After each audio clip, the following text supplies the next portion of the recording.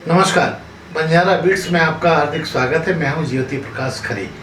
आज हम आपको मिला रहे हैं एक ऐसी शख्सियत से जिसका वास्ता मुंबई से है। चलिए मिलते हैं डॉक्टर नीरजा मिश्रा से। नमस्कार नीरजा जी। नमस्कार भैया, कैसे हैं आप? मैं मोटा हूं जी।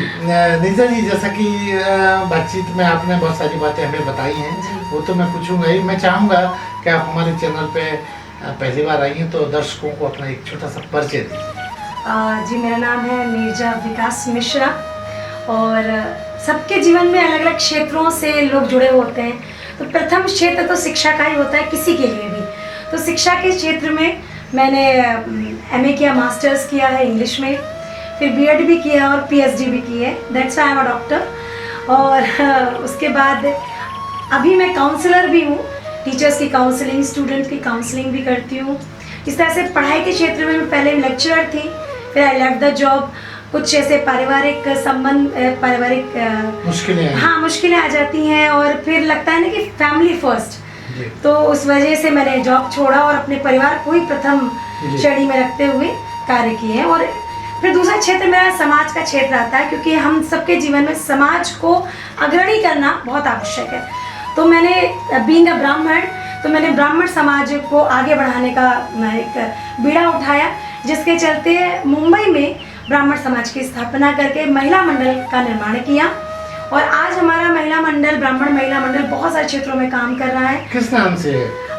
कानिकुज ब्राह्मण महिला मंडल कल्याण के नाम से। इसमें आप किस पद पर सेवा करते हैं? मैं सचिव हूँ जी। और हमारे 3 टीमें और सभी एज ग्रुप की महिला, उसमें बहुत सारे प्रोग्राम होते हैं, आध्यात्मिक, सांस्कृतिक, बहुत सारे प्रोग्राम होते हैं।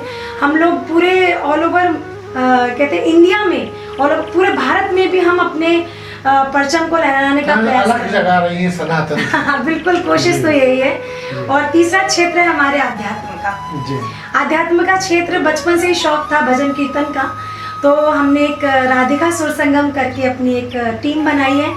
हम लोग पूरे मुंबई में, मुंबई के बाहर भी ऐसे आध्यात्मिक प्रोग्राम करने के लिए जाते हैं, स्टेज शो करते हैं। रामनवमी पे सुंदरकांड और सारी भजन माता की चौकी, अखंड रामायण, ऐसे कई सारे आयोजन हम करते रहते हैं वर्ष भर, पूरे ऑल टाइम। समझ लीजिए भगवान की कृपा ऐसी है कि सब लोग बुलाते भी हैं और बड़ी बड़ी टीम, बड़ी बड़ी संस्थाएं हम लोग के द्वारा ऐसे आयोजन करते हैं। और अब एक और जो हमारे शारीरिक क्षेत्र होता है, ये सारे क्षेत्र हैं जीवन के। शारीरिक क्षेत्र में हमने योगा को भी अपना एक स्थान दिया है। योगा इंस्ट्रक्टर हूँ, तो योग को अपने जीवन में लाने के लिए, घर घर योग की अलग जगाने के लिए भी एक प्रयास करती हूँ। निशा जी, मैं ये जानना चाहूँगा कि आपके पास बहुत मल्टी फ्लेवर्ड आप हैं, तो ये जो योगा वगैरह है, ये भी आपने कहीं से प्रशिक्षित हुई हैं? जी जी, पतंजलि योग संस्थान द्वारा शिक्षा मिली है मुझे। पिछले 7 साल से योग कर रहे थे, पर एज अ योग टीचर अभी 1 साल पहले ही मैं बनी हूँ। तो हमने सोचा कि अब योग के क्षेत्र में भी कदम को बढ़ाया जाए। अच्छा, झांसी से आपका कैसे वास्ता है? झांसी मेरा मायका है, born and brought up in Jhansi. सारी शिक्षा भी यहीं से हुई है, बाकी की शिक्षा मुंबई से हुई है। इन दिनों आप मुंबई में इन सब काम का जो है निस्तारण कर रही हैं। जी, भगवान की ऐसी कृपा है, उनका ऐसे आदेश है। अब आप योग के बारे में कुछ बता रही हैं। मैंने सोचा कि योग को हम अपने जीवन से जोड़कर अपने शारीरिक और मानसिक शक्ति को बढ़ा सकते हैं। क्योंकि कहते हैं ना कि आप योग के द्वारा दवाइयों से छूट सकते हैं, आप योग के द्वारा मानसिक यातनाओं से बच सकते हैं। आजकल एक वर्ड आ रहा है डिप्रेशन, इससे पहले कभी सुना था? आजकल छोटे से बच्चे से लेकर बड़े तक डिप्रेशन से ग्रसित हैं। तो उसके लिए मुझे ऐसा लगता है कि योग का सहारा बहुत बड़ा सहारा है, और जो वास्तविकता में हमें डिप्रेशन से, स्ट्रेस से दूर भी करता है। तो एक और चीज़ मैंने इसमें ऐड की है कि आसन करके हम अपने शरीर को तो बलिष्ठ करते हैं, पर हम मानसिक शक्ति के लिए कुछ नहीं कर रहे हैं। क्योंकि हर कोई अपने शरीर को बलिष्ठ बना रहा है, चाहे वो जिम के थ्रू हो, चाहे एरोबिक्स, जुम्बा कर रहा हो, आसन कर रहा हो, लेकिन मेडिटेशन को नहीं फॉलो कर रहा है, भूल जा रहा है। क्योंकि उसको लगता है मेडिटेशन में आधा घंटा वेस्ट होगा, उतनी देर में तो हम फटाफट जिम करके भाग जाएंगे, शरीर की तरफ ज़्यादा। जी जी जी। लेकिन सारी यातनाएं तो हमारा दिमाग ही झेल रहा है। तो उसके लिए हमने छोटे छोटे सेशंस लेना शुरू किए हैं। योग को घर घर तक पहुंचाने के लिए, योग से बच्चों से लेके बूढ़ों तक उनकी मानसिक शक्ति को बढ़ाने के लिए हम मेडिटेशन का सेशन लेते हैं। उसमें कई तरह के आयाम हैं, तो मेडिटेशन के प्राणायाम के सेशन लेने में कई क्लासेस में जाती हूँ, जहाँ स्पेशली हम बच्चों को या बड़ों को या महिलाओं को how to get rid of your stress, depression, उससे बचने के प्रयास बताते हैं, उससे बचने के तरीके बताते हैं, how to control your anger through aqua points, बहुत सारी ऐसी चीज़ें हैं जो हम उनको बताते लोगों को हैं। पता ही नहीं। प्लस मोटिवेट भी करते हैं कुछ चीज़ों के लिए, जैसे कि महिलाओं में बहुत ज़्यादा आक्रोश हो जाता है घर के पारिवारिक संबंधों को परेशानियों से, कुछ ऐसी लड़कियां जो संबंध विच्छेदों से परेशान हो रही हैं उनके लिए, प्लस हम अपनी मानसिक शक्ति को बढ़ाने के लिए ऐसे कई सारे पॉइंट्स हैं जिनको हम मोटिवेट करके उनको इनहेल करते हैं। डॉक्टर नीजा, आप हमें ये भी बताइए कि अब तक आपने कितने लोगों की काउंसलिंग लगभग की हुई है? अभी देखिए लेटेस्ट तो मैं अभी झांसी आई, तो यहाँ पर कई लोगों ने मेरे वीडियोस देखे थे, तो यहाँ से मुझे कॉल आया आर्य कन्या डिग्री कॉलेज से कि आप आइए हमारे के टीचर्स को और बच्चों को काउंसिल कीजिए। तो लेटेस्ट तो मैं कल परसों से आजकल यही काम कर रही हूँ मायके आके, और वैसे मुंबई में मैंने कम से कम 4 से 5 स्कूलों में जाकर टीचर्स बच्चों की काउंसलिंग की है, प्लस जो पेरेंट्स काउंसलिंग होती है उनकी इंडिविजुअल काउंसलिंग भी की है। तो इस तरह से बहुत सारे सेशन ले चुकी हूँ। जी, आपके काम का अगला पायदान क्या है? अगला पायदान है कि मैं मेडिटेशन को आगे बढ़ाना चाहती हूँ थ्रू हनुमान चालीसा सुंदरकांड। ये कैसे? देखिए हम एकदम नया कॉन्सेप्ट है। देखिए हनुमान चालीसा कॉन्सेप्ट तो मैं ये कहूँगी कि डॉक्टर विजय मेहता है, आचार्य विजय मेहता, जो कि खुद एक मैनेजमेंट काउंसलर हैं, और उनसे मैंने बहुत कुछ सीखा। उनके वीडियोज़ का एक पॉडकास्ट देखा था मैंने, जिसमें वो हनुमान चालीसा से चक्रास को मेडिटेट कर रहे थे। वो मुझे बहुत ही अच्छा लगा और मैं वो करवाती भी हूँ अपने मेडिटेशन सेशन में। तो मैंने सोचा कि जब हम अपने चक्रों द्वारा अपने आप को कंट्रोल कर सकते हैं हनुमान जी की शक्ति के साथ, तो ये मेरा खुद का एक अनुभव, खुद का एक अंदर से जो आवाज़ आती है हनुमान जी की, तो प्रभु की ऐसी प्रेरणा हुई कि हमने सोचा कि हम अष्टांग योग को सुंदरकांड से जोड़ कर देखें, एक नया प्रयोग करेंगे। एक नया प्रयोग करेंगे। तो वो जब मैंने प्रयोग किया तो वो बहुत सफल हुआ, तो मैंने सोचा कि आपके साथ शेयर करती हूँ आज। तो हम चाहेंगे हमारे दर्शकों को उसके बारे में जानकारी दीजिए। धन्यवाद। मैं आपको बताती हूँ कि हम अष्टांग योग के, यानी कि योग के बहुत सारे चरण हैं। अष्टांग यानी कि 8 स्टेप ऑफ योग। तो अष्टांग योग का पहला चरण है यम। अब हम अष्टांग योग को सुंदरकांड से कैसे कनेक्ट करेंगे? देखिए, हम चाहे वो आज हम हो आप हो, हमारे जीवन का कोई लक्ष्य जरूर होता है। जब हम लक्ष्य निर्धारित करते हैं, उस लक्ष्य तक पहुंचने का प्रयास करते हैं। अब प्रयास किया तो उसमें बहुत सारे ऑब्स्टिकल, हिंड्रेंस, बार्स, विरोध आते हैं, हर्डल्स आते हैं। अब हम उनसे बचते हुए लक्ष्य तक कैसे पहुंचे, ये हमें हनुमान जी से सीखने की आवश्यकता है। अच्छा देखिए, रामचरितमानस का प्रत्येक पात्र रो रहा है, सिर्फ एक हनुमान जी है पूरे जोश में। हनुमान जी ऐसा जोश नहीं है। अगर हम हनुमान जी के जोश को अपने अंदर डाल लेंगे और फिर हम लक्ष्य की प्राप्ति के लिए पहुंचेंगे ना, तब देखिए उसका जो प्रभाव होगा कितना कई गुना दिव्य हो, वो बहुत दिव्य हो। तो हमने सोचा कि हम हनुमान जी का सुंदरकांड तो 60 दोहों का है। अब हम 60 दोहों को अष्टांग योग के 8 चरण से कैसे जोड़ेंगे? तो हमने सोचा कि हनुमान जी की जर्नी देखते हैं। हनुमान जी की जर्नी सीता मैया को प्राप्त करने की थी, जब किष्किंधा कांड के लास्ट चौपाइयों से लेके सुंदरकांड के सीता जी के मिलने तक का।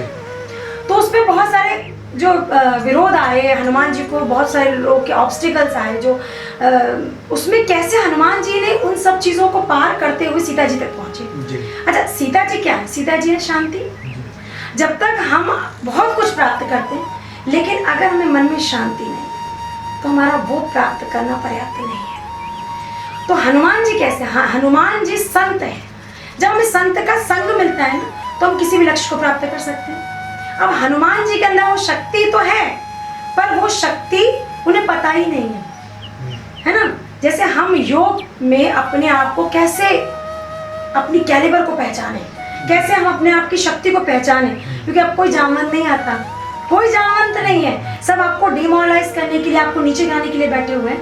कोई आपको ये नहीं बताएगा यू कैन, यू विल, कोई नहीं बताएगा। तो हम अगर अष्टांग योग से अपने जीवन के लक्ष्य की यात्रा को हनुमान जी के साथ जोड़ते हैं, तब फिर देखिए क्या होता है। हनुमान जी की, जब हनुमान जी अपनी शक्ति को नहीं पता था तो जामवंत ने कहा कि राम काज लगी तब अवतारा, सुनते भयो पर्वताकार। ऐसे ही अष्टांग योग का यम में 5 चरण है। अब हम 5 को नहीं कर सकते क्योंकि हम गृहस्थ हैं जी। हमने उसमें से एक उठाया सत्य। सत्य यानी कि राम जी।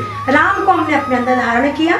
राम को जैसे ही धारण किया हमारे अंदर तेज आ गया, हमारे अंदर शक्ति आ गई हनुमान जी की तरह, हम आगे बढ़ गए। हम जैसे ही आगे बढ़े तो दूसरा आता है नियम। नियम के भी 5 चरण है। अब हम उसको 5 को तो नहीं ले सकते, हमने उसमें से उठाया संतोष। अब जब भी हम लक्ष्य की तरफ बढ़ते हैं ना तो प्रलोभन आता है। हनुमान जी भी लक्ष्य बढ़ रहे हैं तो हनुमान जी की तरफ आया मैनाक पर्वत, समुद्र से निकल के आया, उसने कहा सोने का पर्वत, और वो बोला हनुमान जी से कि विश्राम कर लो। इसी तरह से जब हम लक्ष्य की तरफ बढ़ते हैं ना तो लोग कहते हैं अरे यार कहाँ जा रहे हो, आराम कर लो, अरे हो जाएगा यार, चिल करो। लेकिन नहीं, हनुमान जी ने कहा कि मैं राम काज के लिए पैदा हुआ हूँ, राम काज करूंगा, मोय कहाँ विश्राम, राम काज की न बिना मोय कहाँ विश्राम। तो उसने मैनाक पर्वत को उन्होंने प्रणाम किया और आगे निकल गए। मैनाक पर्वत चूंकि प्रलोभन है, हम सबके जीवन में जो प्रलोभन आता है ना हमें उसे प्रणाम करना है और आगे बढ़ना है, छोड़ना है उसको। अब ये तो नियम में हमने संतोष धारण किया और हम आगे बढ़े, हम सब शांति की खोज में जा रहे हैं। देखिएगा अब तीसरा चरण जैसे हम आगे बढ़े आता है आसन। आसन यानी कि हम शारीरिक आसन, स्वाध्यायिक आसन कौन सा हम कर सकते हैं, इसका टेस्ट जरूरी है कि हम कर भी पा रहे हैं कि नहीं। हनुमान जी का टेस्ट लेने के लिए देवताओं ने सुरसा को भेजा। सुरसा नाम आईने के माता। सुरसा क्या है? सुरसा है अभिमान। जैसे हम कुछ करने लगते हैं ना तो अरे हम कर सकते हैं, ये अभिमान आ जाता है, अहंकार आ जाता है, और अभिमान को हटाने का काम सिर्फ हनुमान कर सकते हैं। तो जब सुरसा जज्जा सुरसा बदन बढ़ा हुआ, जैसे जैसे हम आगे बढ़े तो हमारा अभिमान भी उतना विकराल रूप नहीं लगता है, लेकिन अभिमान को दूर भगाने के लिए छोटा हो जाएगा। हनुमान जी छोटे हो गए, हनुमान जी ने बुद्धि का भी प्रयोग किया और बल का प्रयोग करके बड़े हो गए और बुद्धि का प्रयोग करके तुरंत छोटे हो गए। जब हम अभिमान को बढ़ने ना दें, उसको छोटा हो जाए और सहज हो जाए, तभी हम आसन भी कर सकते हैं। जब हम अपनी स्टिफ बॉडी को एकदम लूज छोड़ेंगे तभी तो हम आसन कर पाएंगे। अब हम आगे बढ़ रहे हैं हनुमान जी के साथ साथ। चौथा चरण आता है प्राणायाम। प्राणायाम यानी कि हमें प्राणों को कंट्रोल करना, जीवन को कंट्रोल। अब जीवन को कंट्रोल कैसे करें? कोई भी सांस हमारी इच्छा से सांस अंदर जाए और बाहर जाए, यही प्राणायाम का रूल है जी। अब जैसे हनुमान जी आगे बढ़े तो हमारे जीवन में क्या आता है? हमारे जीवन में हमें कंट्रोल करने वाले बहुत लोग आए लगते हैं। लक्ष्य से बढ़ाएंगे हम, टांग खींचने वाले। सिंगिका आ गई।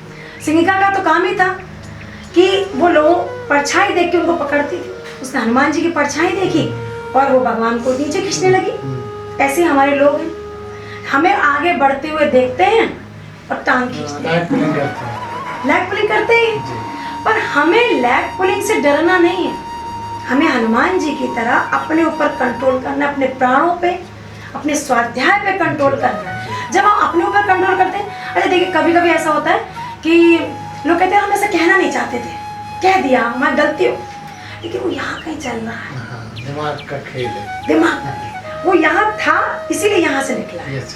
तो हमें ये कंट्रोल करना है। तो ये कैसे कंट्रोल करेंगे? जब हमें जो पुलिंग कर रहे हैं उनको दरकिनार करके अपने लक्ष्य तक पहुँचना। आगे बढ़े, आगे का चरण है प्रत्याहार।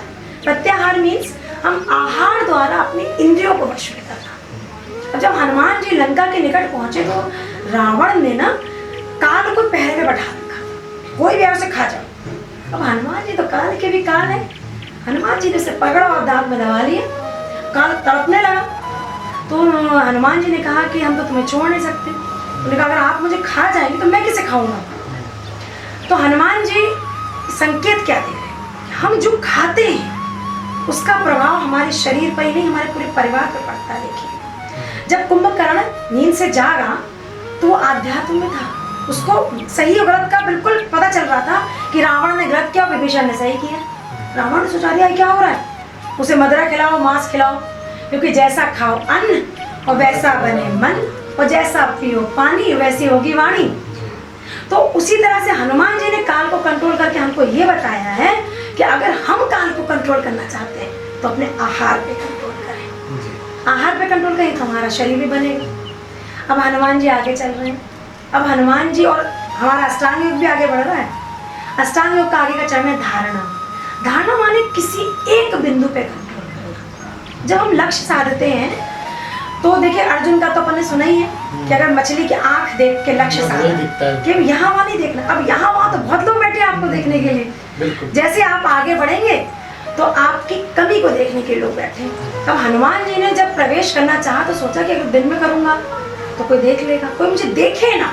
तो मसक समान रूप कपिधरी, तो जैसे मसक समान मच्छर का रूप धरा, वैसे लंकनी जो वहाँ की पहरेदार थी वो आ गई। तो लंकनी कौन है? लंकनी हमारे आसपास बहुत सारी है जो सिर्फ हमारी गलती देखने के लिए बैठी हुई है। इतनी छोटी सी भी गलती हो कि देख लेंगे, पकड़ लेंगे हमारी इस गलती को। और हनुमान जी ने क्या किया? राम जी का नाम लिया और एक मुस्टिका मारी। तो हमें मुस्टिका नहीं मारनी है, हमें उस मुस्टिका का मतलब है हमारा आध्यात्म, हमारा सहज स्वभाव, हमारी सहनशीलता। परीक्षण है वो आपका। वो हमारे लिए है कि अगर कोई हमें कमी निकाल रहा है तो उस कमी को हमें अपने ऊपर हावी ना होकर अपनी उस कमी को सुधारना है। जैसे आपने एक बार कही थी, जैसे मूल्य नहीं मूल्यांकन का। हमें अपना मूल्यांकन करते रहना चाहिए, है ना। जब हम अपनी गलतियों को देखेंगे ना, तभी हम अपनी गलती सुधार पाएंगे। तो हनुमान जी ने क्या कहा? हनुमान जी ने जैसे उसको एक मुस्टिका मारी तो उसको मिल गया संत का, कहते ना, तूने न ताई सकल मिली जो सुख लव सत्संग। ये तो किसी ने पूछा कि मुस्टिका से कैसे सत्संग मिल सकता है? तो संत की तो मार भी बहुत होती है। तो हमने किस पे बिंदु किया? अपने ऊपर आत्म केंद्रित किया, अपने आप आगे बढ़े। अब जब हम आगे बढ़ते, जब संत का हमें साथ मिल गया, हनुमान जी ये संत हमारे साथ चल रहा है, तो हम लक्ष्य अवश्य ही प्राप्त होंगे। हमने ध्यान में पहुंच गए। अब ध्यान जब हम पहुंचते हैं तो हम मेडिटेट करते हैं, अपने अंदर की पावर को पहचानते हैं, अपने आप को अंदर से हील करते हैं। जो हमें मानसिक अशांति मिली हुई है उसको हम कंट्रोल करते हैं। अब जब हम उसको कंट्रोल करते हैं, उस तरफ पहुंचते हैं, तो हमें ऐसे ही लोग मिलते हैं, विभीषण जैसे। विभीषण ने क्या किया? विभीषण, अच्छा वो लोग कब मिलेंगे? जब हम उस पोजीशन तक पहुंचेंगे। अदरवाइज अगर हम नीचे ही अभिमान उसमें ही हम फंसे रहेंगे, हमने गिव अप कर दिया कि हम लक्ष्य तक अरे इसी में फंस गए, तो हमें ऐसे लोग भी नहीं मिलते हैं जो हमें लक्ष्य का पता भी बता सके। फिर जब हम ध्यान द्वारा अपने आप को इतनी, अपनी कैलिबर को पहचानते हैं, अपनी पोटेंशियल को पहचानते हैं, तब हम इतने, हमारे अंदर एक ऊर्जा आ जाती है और वो ऊर्जा का प्रभाव पूरे ऑरा को चमका देता है। और फिर हमें ऐसे लोग मिलने लगते हैं जो हमको बताते हैं कि अरे तुम्हें वहां पहुंचना है, अरे तुम चिंता नहीं करो, तुम पहुंच सकते हो। और विभीषण ने क्या पता बताया? समाधि। समाधि यानी शांति। सीता पर कहाँ बैठी है? अशोक वाटिका। तो हनुमान जी जब पहुंचे सीता मैया के पास तो उनकी यात्रा कंप्लीट हुई। और हम जब समाधि तक पहुंचते हैं तो हम गृहस्थ हैं, हम कलयुगी लोग हैं, हमारी समाधि भी हमारी शांति ही है और शांति ही हमारी लक्ष्य है, हमारा लक्ष्य है। तो अगर हम जो भी प्राप्त कर रहे हैं उसमें अगर हमें शांति मिल रही है तो यही हमारा लक्ष्य है जीवन का, और जो हमें योग द्वारा ही प्राप्त हो सकता है और हनुमान जी की कृपा द्वारा ही प्राप्त हो सकता है। ऐसा ही मैं छोटा सा मेडिटेशन में करवाती हूँ तो लोगों को बहुत शांति मिलती है और लोगों के अंदर एक नई ऊर्जा का प्रभाव। नीता जी, एक बड़ा महत्वपूर्ण सवाल जो मुझे समझ आ रहा है, आप जो भी कुछ लोगों को सिखाती हैं, बताती हैं, उसका परिणाम कब सामने लोगों को आता है? देखिए, एक बात बताइए, जब बारिश होती है जी, तो छाता क्या काम करता है? प्रोटेक्ट करता है बारिश को। लेकिन यहाँ से भी भीग जाते हैं, यहाँ से भी भीग जाते हैं, कहीं ना कहीं से तो असर होता ही है बारिश। लेकिन फिर भी छाता हमें बारिश में खड़े होने की हिम्मत देता है, है ना? That is the same thing. जब हम किसी आध्यात्म में पहुंचते हैं, हम सत्संग में पहुंचते हैं, हम मेडिटेशन करते हैं, तो वो जो शक्ति होती है ना, हमें परेशानियों से जूझने की शक्ति देती है। परेशानियां तो आएंगी, मेरे जीवन में भी आई, आपके जीवन में आई। जब कुंती जाने लगी, भगवान जाने लगे, तो कुंती से पूछा कि तुम्हें क्या चाहिए? तो कुंती ने ये कहा कि भगवान मुझे दुख मिले। उन्होंने कहा बुआ, दुनिया सुख मांगती है, आप दुख मांग रही हो। तो उन्होंने कहा कि माधव, दुख होगा तभी तुम्हें याद करूंगी, सुख में तो तुम याद आओगे ही नहीं। तो ये जो भाव है, ये भाव जब हम मेडिटेशन करते हैं ना, तब हमें वो ऊर्जा आ जाती है कि फिर जब हमें जितने भी टांग खींचने वाले, जितने भी हमारी नकल करने वाले, जितने हमें बुराई करने वाले लोग होते हैं ना, हमारा नाम खराब करने वाले, फिर हमें लगता है जो कर रहा है वो कर, क्योंकि हम उस स्थिति तक पहुंच, हम उधर हैं। हमें फिर इस बात से फर्क नहीं पड़ता, क्योंकि जो नीरजा मिश्रा है वो नीरजा ही रहेगी, जो ज्योति प्रकाश है वो ज्योति प्रकाश ही रहेगा। तो इमिटेट करने के लिए दुनिया है और अच्छी करना भी चाहिए। हमने भी किसी से सीखा ही है, तो सीखना आवश्यक है। पर ये सोचो कि हर कोई मुझे नकल कर रहा है, तो आप इस अवसाद से ऊपर उठिए और अभिमान से बचिए और आनंद में रहिए। तो ये थी डॉक्टर नीरजा मिश्रा, जो अपनी बात को बहुत विस्तार पूर्वक बंजारा बीट के दर्शकों के साथ शेयर कर रही थी। बंजारा बीट से बात करने के लिए डॉक्टर नीरजा बहुत बहुत धन्यवाद। आपका भी बहुत बहुत धन्यवाद, आपने इतना अमूल्य समय निकाल कर मेरा इंटरव्यू लिया, और मैं बहुत सौभाग्यशाली हूँ जो मुझे आपके साथ जुड़ने का मौका मिला। अरे हाँ, इस चैनल को लाइक और सब्सक्राइब करना ना भूलें। देखते रहिए बंजारा बीट्स।